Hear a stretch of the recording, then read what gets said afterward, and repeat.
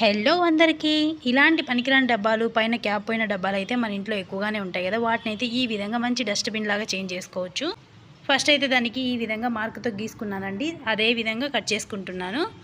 మనం కావాలి అంటే పెయింట్ వేసుకోవచ్చు, లేదంటే అవసరం లేదు ఇలాగే వాడుకోవచ్చు. నేనైతే నా దగ్గర ఉన్న పెయింట్స్ని మొత్తం వేసేసుకున్నాను ఈ విధంగా. తర్వాత వచ్చేసి ఒక సైడ్ది కట్ చేసుకున్నానండి, ఒక సైడ్ది మాత్రమే ఉంచుకున్నాను.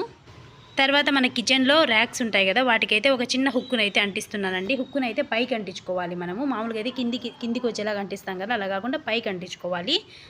తర్వాత ఈ డబ్బాకి పైన ఒక చిన్న హోల్ పెట్టి ఈ విధంగా థ్రెడ్తో కట్టేసుకున్నానండి. తర్వాత మన దగ్గర ఉన్న ఏ ప్లాస్టిక్ కవర్నైనా ఇందులో వేసేసుకొని యూస్ చేసుకోవచ్చు, లేదంటే లేదు.